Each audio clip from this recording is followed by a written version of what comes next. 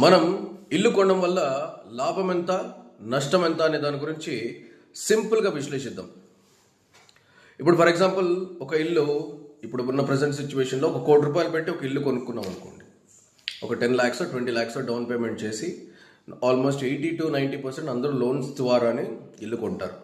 So ఒక 10-20 lakhs మనం down payment చేసి ఒక ₹1,00,00,000 ఇల్లు తీసుకున్నాం. మినిమం 30 years మనం లోన్ కట్టాలి ఇంట్రెస్ట్తో సహా. అంటే ₹1,00,00,000 ఇల్లు ఇంట్రెస్ట్తో సహా మనం ఒక 30 years మనం లోన్ కట్టాలి. సో ఇంట్రెస్ట్తో సహా ఎంత అవుతుంది అనుకున్నారు 30 yearsకి? మీకేమైనా ఐడియా ఉందా? ₹1,00,00,000 ఇల్లు ఇంట్రెస్ట్తో సహా ఎంత అవుతుందో తెలుసా? 2 నుంచి 2.5 కోట్ల రూపాయలు.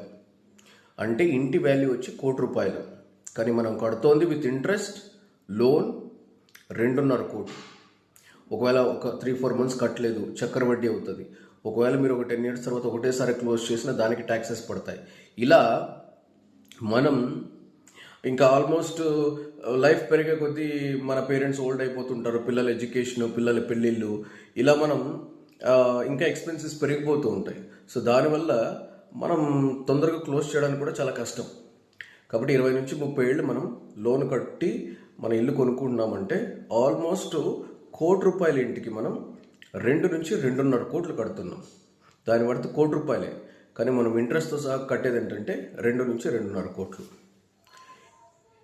ఓకే, మనం ఇదే హౌస్ని సేల్ చేద్దాం అనుకున్నాం. ఒక 5 నుంచి 10 ఏళ్ళ తర్వాత సేల్ చేద్దాం అనుకుంటున్నాం. అంటే మనం అప్పుడు ఎంతకు సేల్ చేస్తే మనం ప్రాఫిట్లో ఉంటాం?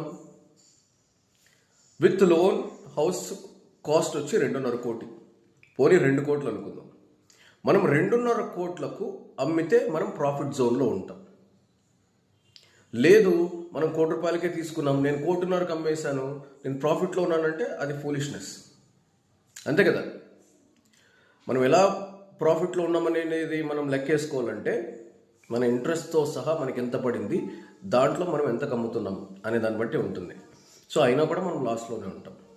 ఇంకా మనం 2 కోట్ల ఇల్లు అనుకోండి, 2.5 కోట్లు పెట్టి ఎవరు ఇల్లు కొనరు, అవునా కదా? ఆ రేట్కి కొత్తదే కొంటారు. సో మనం ఇల్లు కొనడం వల్ల క్లియర్ పిక్చర్ లాస్లో పడిపోయాం అనేది క్లారిటీ వస్తుంది. సో ఈ రకంగా ఇప్పుడు సొంత ఇల్లు కొనడం కరెక్టా లేదా అద్దె ఇళ్లలో ఉండడం కరెక్టా అనే దాని గురించి మనం డిస్కస్ చేసుకుంటే, అదే మనం అద్దె ఇంట్లో ఉంటున్నాం అనుకోండి, ఫర్ ఎగ్జాంపుల్ అద్దె ఇంట్లోనే ఉంటున్నాం,